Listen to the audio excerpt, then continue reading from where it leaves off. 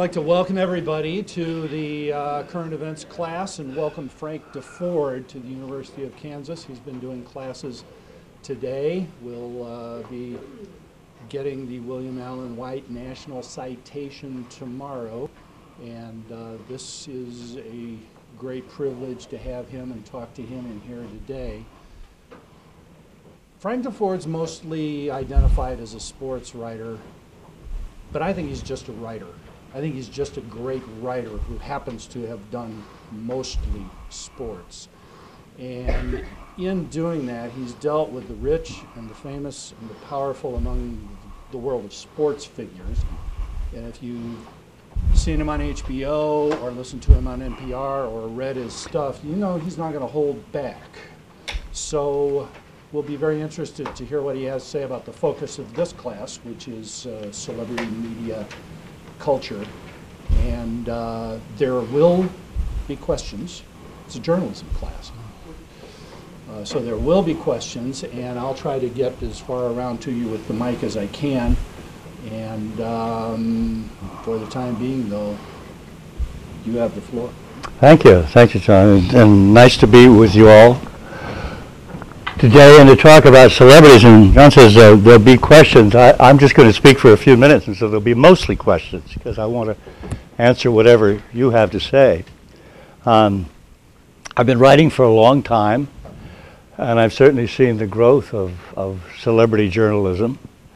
I imagine it's always been there. You go back to Jenny Lind, the Swedish Nightingale, in the middle of the 19th century, and P.T. Barnum made her a celebrity, and so at least in entertainment, we go back a long way, and actually sports figures in the 19th century, at the end of the 19th century, were pretty prominent. John L. Sullivan, the great boxing champion, and so forth. So that we have had celebrities for a long time, but I have seen in my lifetime, my professional lifetime, much more attention given to celebrities, and even I'm not so sure how you define the word. Is it just being famous? I mean, would you call Barack Obama a celebrity? I don't know. I don't know whether it's simply a matter of fame, or whether celebrity is somebody who is famous for something other than just what they do. Let me give you an example, because the Super Bowl is very fresh in everybody's mind. The two stars on the Ravens were Joe Flacco, the quarterback, and Ray Lewis, the linebacker. I don't think Flacco's a celebrity. At least he isn't in my mind. He's just a very great player. He's the quarterback. But we don't really know anything about Joe Flacco. Now, does that make him a celebrity? I think it's up to, I don't know if anybody has the right definition. Lewis, on the other hand, is very much a celebrity because we know him for his private life. He's supposed to have been involved in a murder once, and he has the squirrel dance. And he is a person beyond being just a football player. That to me is what makes a celebrity. Or an even simpler example, the two Manning brothers. Peyton Manning to me is a celebrity. He's famous for his commercials. We know him that way even if he never threw a touchdown pass, whereas Eli Manning, to my mind, is just a quarterback. It's not a question of how good he is. You could do the same thing with entertainment, that certain actors are great actors. Daniel Day-Lewis, now starring and is almost surely going to win the Academy Award for Lincoln. Is he a celebrity, or is he just an actor? I don't know what the right answer is, but I do think that the word celebrity has kind of morphed and taken on a much larger, embraced a great more of a population than it did when I was starting out. We talked about stars and superstars in sports much more than we did celebrities. I do know this as a journalist, and now I'm coming around to my personal side of this. It is more and more difficult to interview celebrities now than it ever has been. largely because they make more money and surround themselves. When I first got involved, we're talking about a long time ago, back in the 1960s, to interview even the biggest stars in any sport was basically a matter of going up and shaking their hand and saying, "Hi, I'm Frank Deford from Sports Illustrated. I'd like to do a story on you." And it was just a question then, in almost all cases, of, well, when do you want to do it? Where do you want to meet? That sort of thing. Obviously, everybody in the world, I had Sports Illustrated behind me, everybody in the journalistic world couldn't do that, but it was a fairly simple process. Today, you have to go, in many cases, through public relations people. It's very difficult. Celebrities don't want to be interviewed as much as they used to. The idea that publicity could help you, which is the way it was when I first started out, so it was a two-way street. Yes, I was getting a story, but the person that I was doing a story on was getting publicity, and it could help them. And now, especially with the printed press, that isn't necessarily what celebrities see. They see you as a pain. Why should I bother with you? Among other things, because of social media, they can, in effect, and this is also true with everybody from entertainers to politicians, they can go over your head with their own web page, their own Facebook, and so forth. So it's a much more difficult concept today to get to celebrities. For me, and always what I wanted to do when I did stories on people, was to try to divine who they were, what they were really like, what was behind the mask, and to try to write about that. That's what I wanted to do. And you simply can't do that if you don't have the access. You can be the greatest writer in the world, but it's very, very difficult to construct a story on someone if they don't want to cooperate with you. It can be done. I've done stories about people who didn't want to be interviewed, and as a matter of fact, I'm a great believer in doing that. If somebody says they don't want to be interviewed, I don't think that should mean, okay, well, we don't do the story. Because we're the journalist, and we're, in effect, we're going to do the story on you anyway, whether you like it or not. And a couple of times I've said that in the past, and they've come round. Even celebrities, no matter how big they are smart enough to realize that if you're going to do a story on them, they're probably wisest to cooperate with you in some way and to show you their best face. It doesn't take that much effort from them to do that. But notwithstanding, at the end of the day, it is more difficult doing stories today with celebrities than ever before. By the way, having said all that, all the famous people I've met, they're just like everybody else. Some of them are really good people. Some of them are really wonderful, polite, gracious, helpful. I'm not even talking about the interview process. I'm talking about just them being themselves. And others are total jerks and ungracious, uncooperative, disagreeable. Some are obviously very smart. Some are obviously very dumb. You really can't lump celebrities into any category. I will say this, I'm always amazed at, and let's just talk about athletes who are, after all, very young, and fame has hit them at an early age when they're really unformed. And I'm amazed in many respects that more of them don't have their heads turned the wrong way.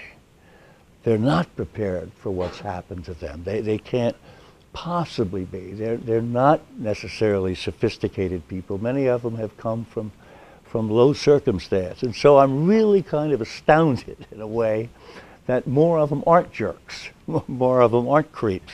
It always amazes me how many of them tend to be very, very nice people. And so I do try, and though sometimes it's difficult, not to go in with any preconceived judgments, because sometimes you're very pleasantly surprised, sometimes you find out the other way around, that somebody is not what they're painted as. But notwithstanding, if you have the time to interview a celebrity, if you have the time to develop a certain kind of rapport, then they're like anybody else, and an awful lot of them will open up and maybe tell you things which you didn't dare expect. That kind of intimacy, though, is harder to attain now, not only in terms of time, but so often now, and this is absolutely true with entertainment people and politicians, they will have someone sitting next to them so that you can't gain that wonderful one-to-one relationship. I've often said it's just like a high school date. It's as simple as that. It's just back and forth. And you lose that as soon as you bring that third person into the formula. And that, unfortunately, is what we're seeing more and more in sports today. Just like movie stars and all sorts of entertainers who've always had those kind of caretakers with them to make sure that they don't say something wrong and to make sure that everything goes correctly. Well, that's just a little primer on celebrities. And from here on in, I'd much rather have you direct me as to what you want to ask me as opposed to me lecturing to you. So fire away at anything you want, and I'd be happy to try to answer the questions.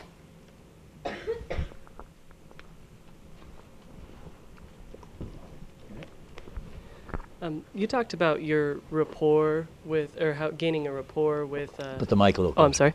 You talked about your rapport with gaining insight and intimacy with people when you're interviewing them. How have you seen that change in your years interviewing people? Have you seen it harder to gain a personal relationship with people in terms of, and not just interviewing process, but at just in general gaining someone's trust or becoming friends with a celebrity? The question really is about trust. If you're on a beat, and this particularly relates to sports, if you are the football writer covering a certain team, then that's entirely different as opposed to somebody walking in off the street. Once you're on a beat, once you see players on a day-to-day basis or a week-to-week basis, then they've already judged you as you've judged them. And you come up and want to do a longer story on someone, they've pretty much already made up their mind about you. If they like you, then that rapport is established from the very beginning. I've often said that the hardest job in sports writing is covering baseball on a day-to-day basis. Covering a team, and I say baseball particularly because games are played every day. And to write something critical about a player who made an error or threw a home run ball or whatever, and then to walk into the clubhouse the next day, that's really tricky. That really is, it takes guts. And to do it and to do it honestly as a journalist and not have your opinion colored. And we're all human, and so obviously we give an advantage to some players and don't to others. We can't help that. Now, to come in off the street, yes, it is harder now because again, as I said, so often the players are more reluctant to talk to you now. They're surrounded by representatives. Well, I got to check on that. I don't think I heard that for a long, long time. Well, I got to check that out, which meant I got to call my PR guy or and then have that person sit next to you. And so that does make it a great deal more difficult. And I think all celebrities, all famous people now are a little bit more reluctant about the press in general because of the internet, because there's so much out there now that's unfiltered. There's so many more lies, or let's be generous and just call them mistakes. And so there's a tendency of people who are in the public eye to lump everybody together. And they've been burned. I've been burned. I know what it's like. And all of a sudden, no, you don't want anything to do with anybody because of that. And it used to be that the press was much more structured, much fairer in the sense that at least facts were checked better. So there were not as many mistakes, and people were not injured as much as they are now. And so that makes a difference too. I should have mentioned that earlier. That was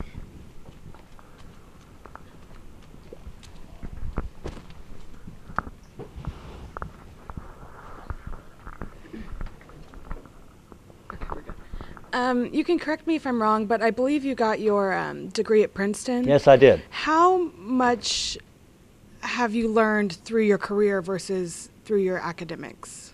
How much have I learned what? Through your career, like as a journalist, did you learn more just getting out in the field, or how much did your... Oh, in the classroom? Yeah.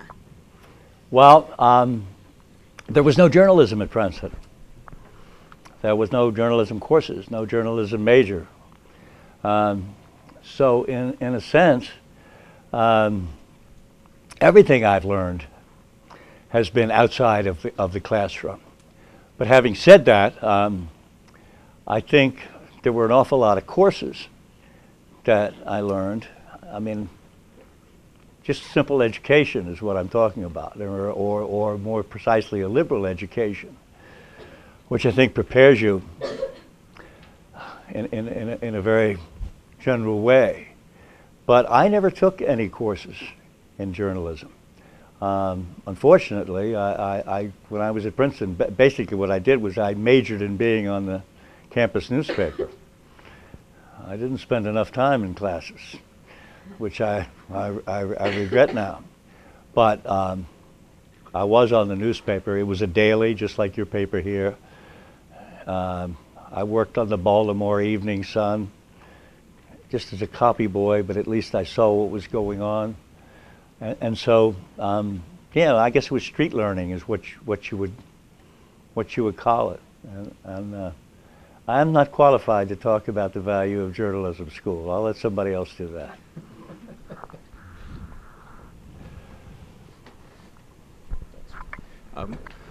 Frank, I'm Mark Johnson. I'm a lecturer here, and I want to sort of turn it around on you a little bit and ask about the celebrity journalist and the negotiated interview. Looking at it maybe from the point of view of the recent Lance Armstrong interview by Oprah. Now, are you subjected to that? That is, celebrities saying you can only ask about certain questions, other issues are off limits. I know that comes up.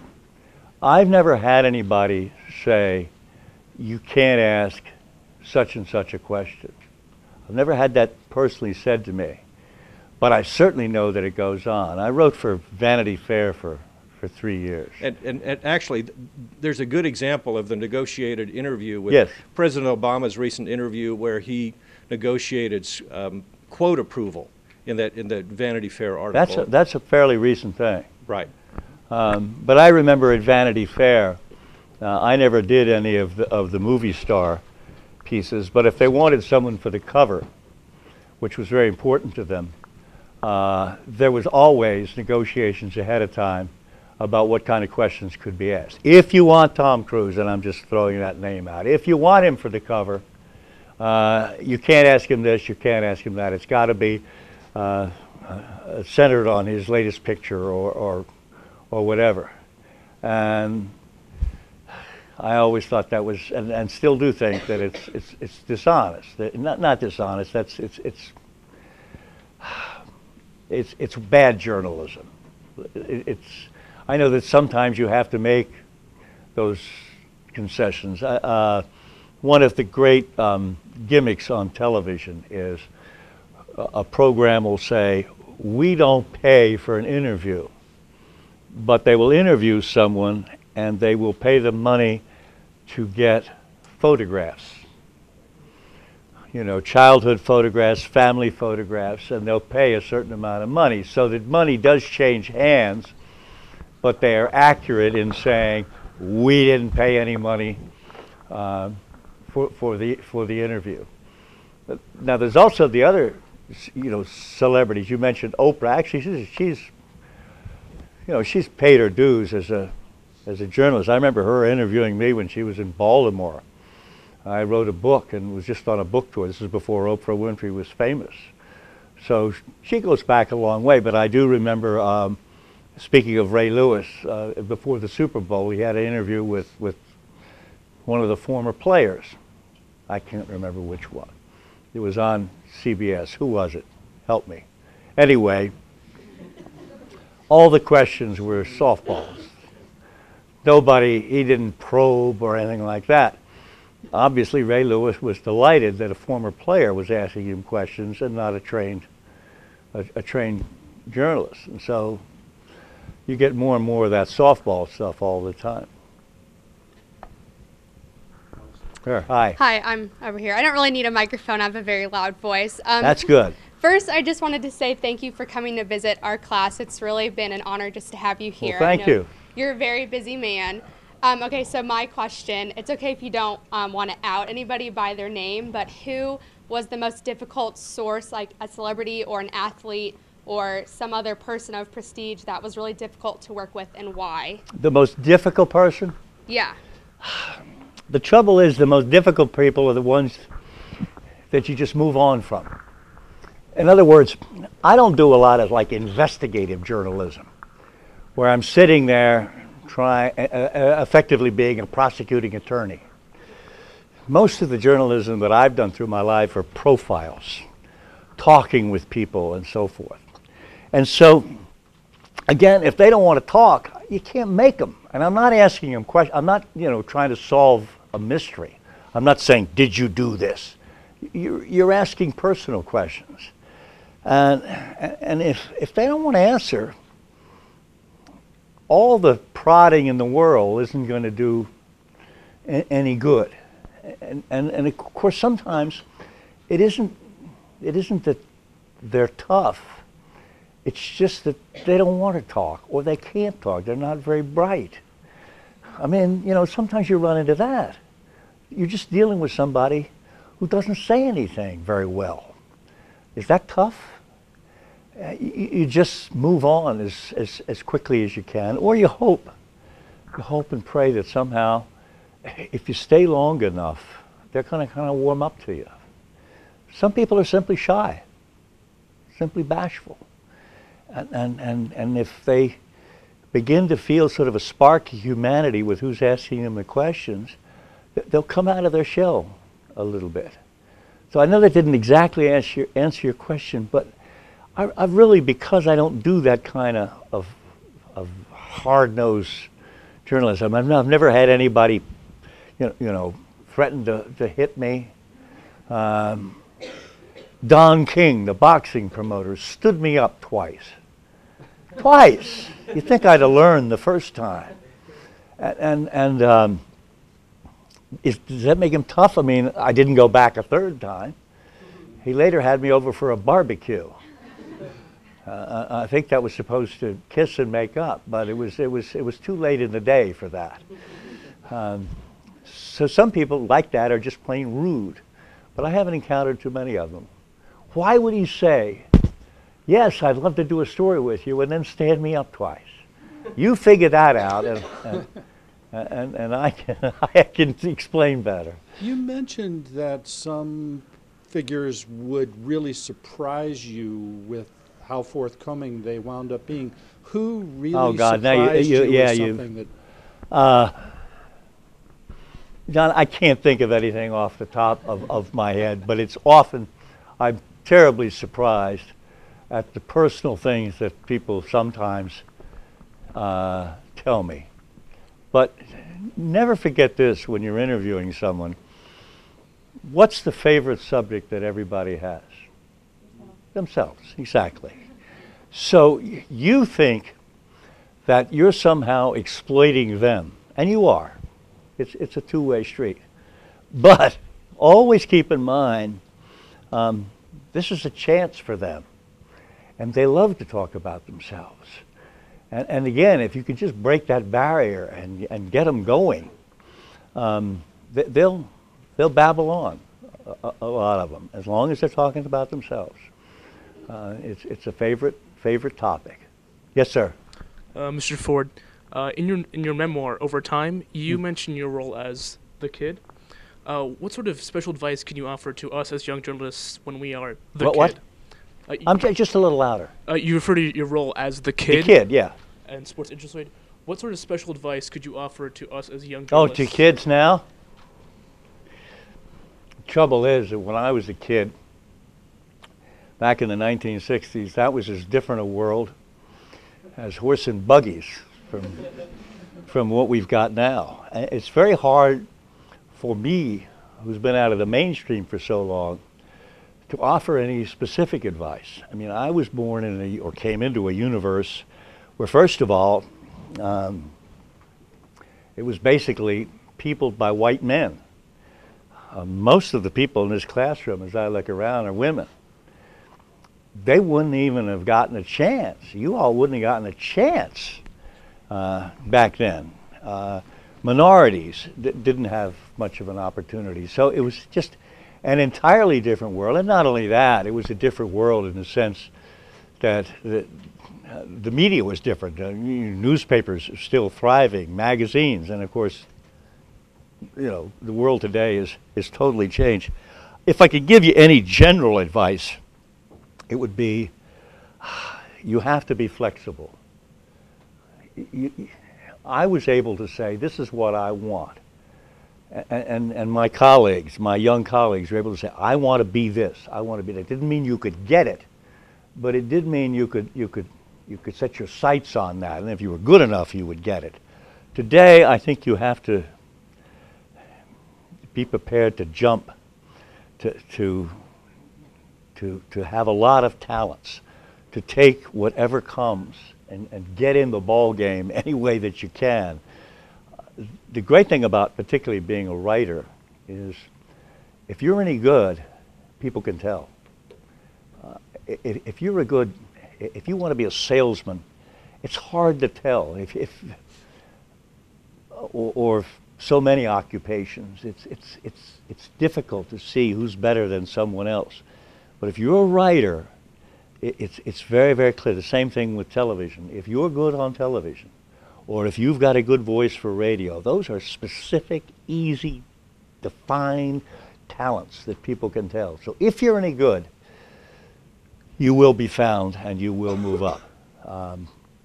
That's one of, I think, the great advantages of journalism over many other occupations. That the specifics are easy. Let me get up here and you'll be next.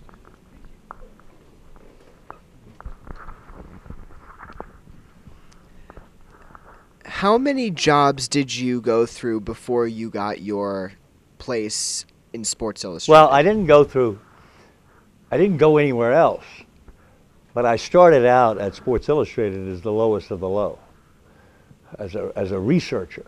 You know, I wasn't writing. So it was a question of moving up. I think, and then this relates to the last question, today you have to do much more zigzagging. In those days, not just at Sports Illustrated or at so many places, you could start at the bottom and stay in the same place and work your way up. I think that's what's changed more than anything else. So I started off as a researcher, then was given a chance to write tiny little articles on the side, did work on my, that kind of thing, submitted it, then eventually got to be what was called a writer-reporter, where you occasionally got, and just moved up the ladder that way. And I think that's the kind of opportunities that are not so evident today, that you have to do much more of the zigzag pattern to get to the top. Leave this publication, go to that one, maybe go to here an entirely different media, and move up that way. So again, my example just doesn't have any application to today's world. Thank you so much, Mr. Deford, for coming. My question is, what is something that you have consistently done throughout your career that has helped you to be successful? Oh, consistently done. Be prepared. Sound like a Boy Scout. Isn't that the motto for the Boy Scouts? But that's true. I have seen, well, I can relate it to people who have come and interviewed me. And they obviously have done no homework whatsoever, and asked the most basic, stupid questions, which could have been answered with, 5 minutes of research ahead of time. And they've, what they've done is they've wasted 5 minutes when they could have asked more serious questions. B, they've made me know right away that they're not doing a good job, so I've lost interest in them. So to do that, everybody can do that. Not everybody can be real good. Not everybody can write well. Not everybody can interview well. Everybody can prepare well. And it's simple and almost cliched. It's like shine your shoes. But that really that really makes a difference. And if you can listen, is the other thing.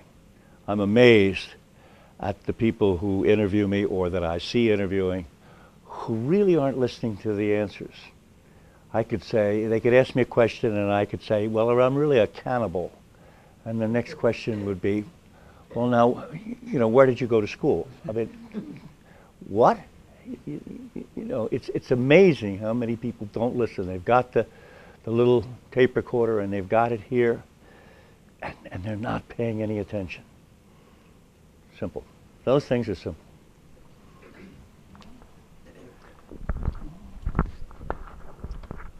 Mr. Deford, clearly since we were at the University of Kansas, you know that we're avid Jayhawk fans, even if we played like we did last night. But how hard is it, if we were going to be journalists, to show to not be biased in who you root for after you graduate? I did a commentary on that.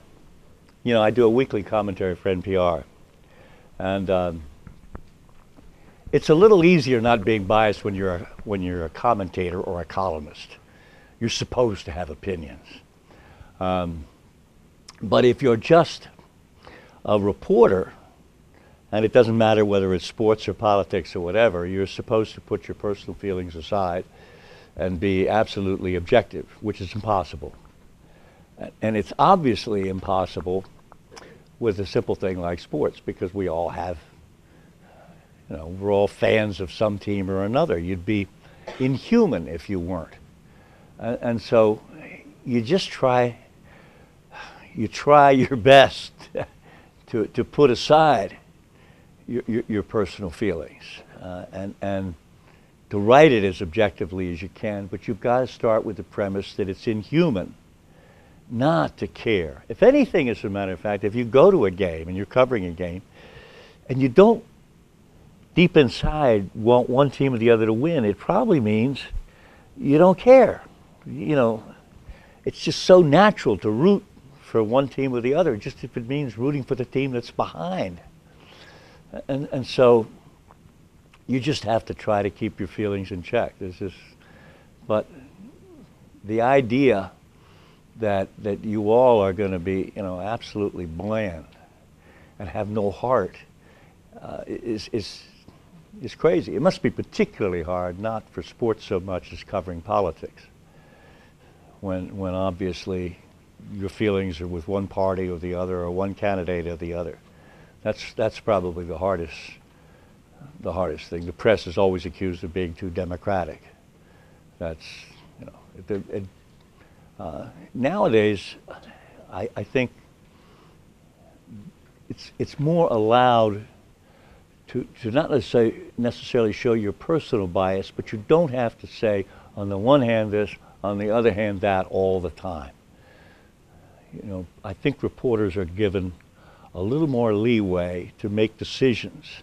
And just because 1% of the people or 2% of the people have some crazy view, it doesn't necessarily have to be presented when 98% of the people believe one thing or another. There's a book called No Cheering in the Press Box. And there isn't any cheering in the press box, and that's not allowed. But that doesn't mean that your heart can't beat a little faster if you're from one team or another.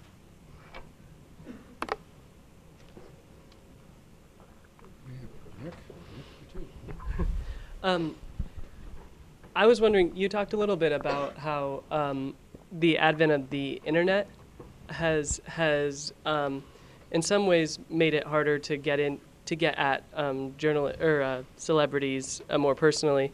But I think some people might also say that the internet has sort of democratized the press, and that the reason it's hurt news media so much is because it exploited a weakness of news media. Would you say that the overall effect of this has been positive or negative, or more just it's changed it?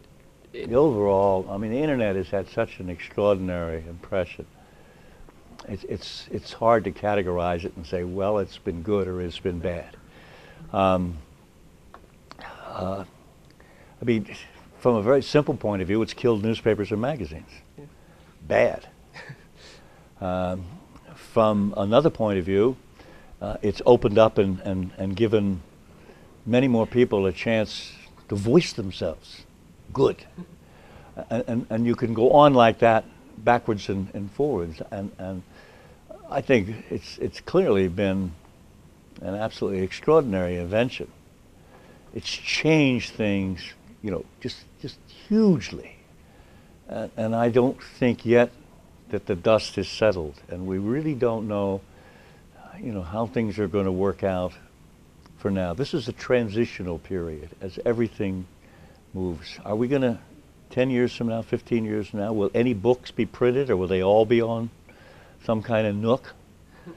Will there be any magazines left, or will they all be, you know, on an iPad? Everything is up in the air. Obviously, everything is heading in that direction. But when we get there and when things settle, you know, I don't know.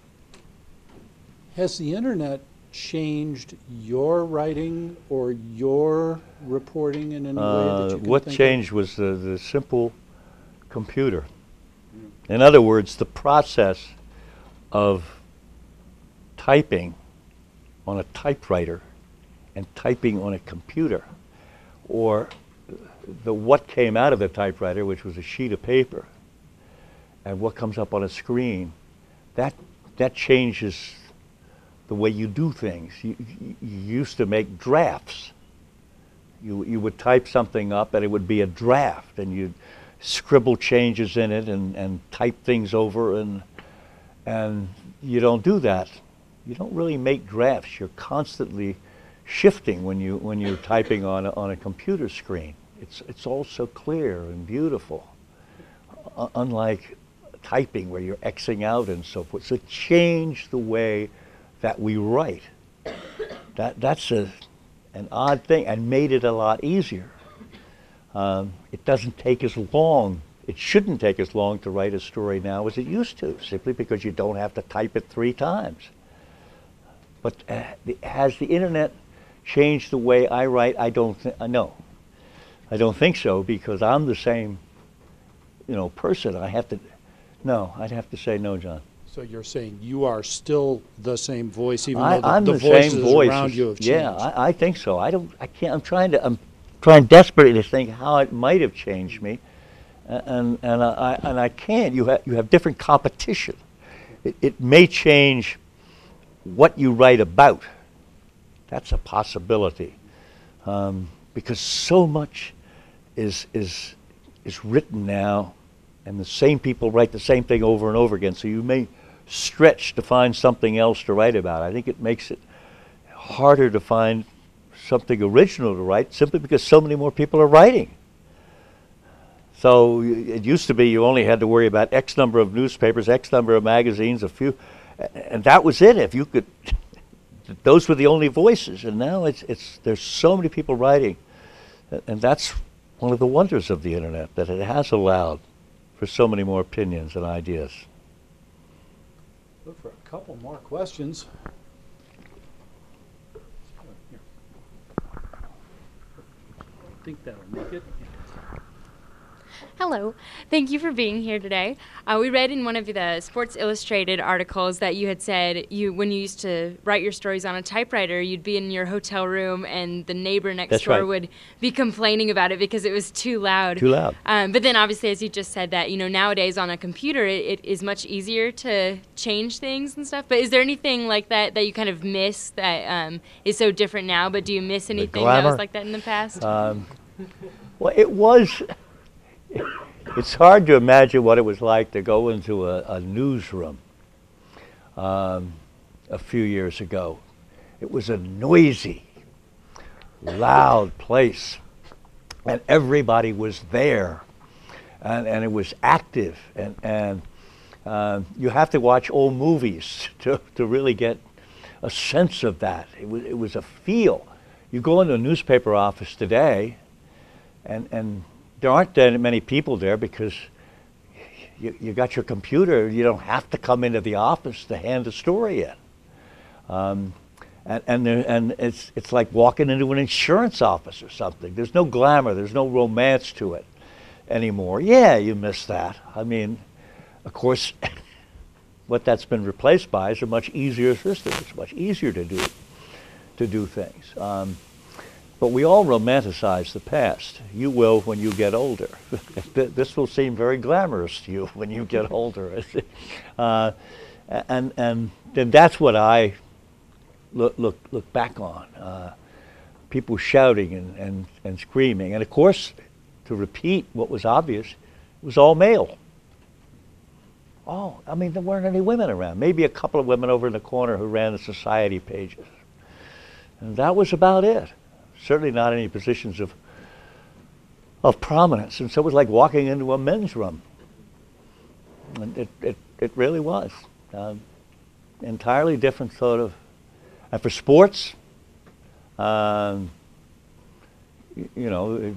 much of it was actually in the locker room. America's the only place where athletes are interviewed in the locker room. That's for some reason an institution that's grown up only in the United States. But again, that was certainly all male. That was sort of the last barrier for women in sports. We can't have women sports writers because they can't go into the men's locker room. And somebody said, well, it's up to the men. If they want to be modest, then they can put a towel around themselves. And that was the end of it, and nobody ever talked about it again. But yeah, it was glamorous to look back on the inefficient old days, but fun, loud, and smoking, of course. Smoke-filled rooms. One more? In a previous class, we watched a clip about the baseball park in Atlanta for the disabled children. Oh, yeah. That got built. Was there any other specific emotionally rewarding story that you ever covered similar to that? One I did this last year. You're dealing with handicapped children, and it's pretty hard to beat, isn't it? I mean, that was just so touching. But I did a story this year about a man in Iowa City who, within the space of 2 weeks, lost his wife to cancer, and his young daughter, who was a volleyball star, was killed in a motorbike accident within 2 weeks.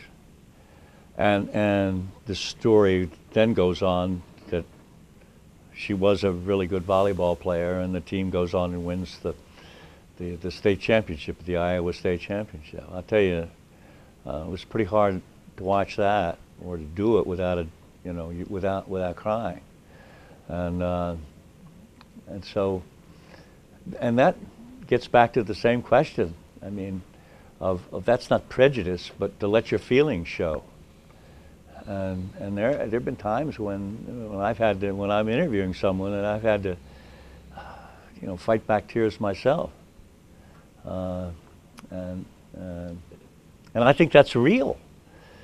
If you didn't show those emotions, you're not going to bring them out in your story.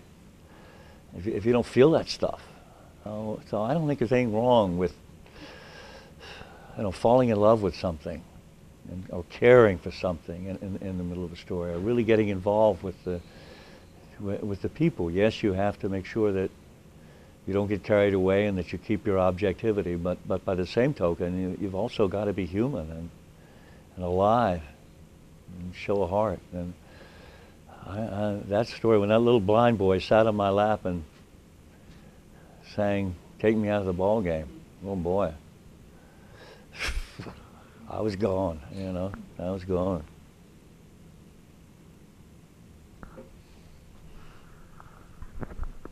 Thank you very much for coming and sharing with us. The medallion presentation is tomorrow at 10:30. Yes.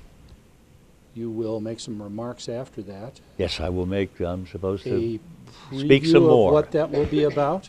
What's that? A preview of what that will be about? No, I'm just going to talk about, well, first of all, how honored I am to have won this award. I think that's, more than anything else, is the most important thing. I'm all the more honored that I'm the first person who's really most identified with sports journalism to win it, and my predecessors are a pretty extraordinary group, pretty distinguished group. So that's it, and I want to talk a little bit about sports writing and journalism, touching on some of the same subjects that we've talked about in here. Well, I hope you can all make it. There's a book signing afterwards. Love to sign books. Yep. All authors love to sign their own books. It's the next best thing to talking about yourself. And I want to thank the technical crew for getting the live stream together, especially Terry Bryant, Kate Cruikshank, Brian Wilcox, Anthony Whaley, and people whose names I'm going to have to drop because I don't have everybody, but thanks very much to them and everybody. Thank you, Mr. Deford. Thank you all.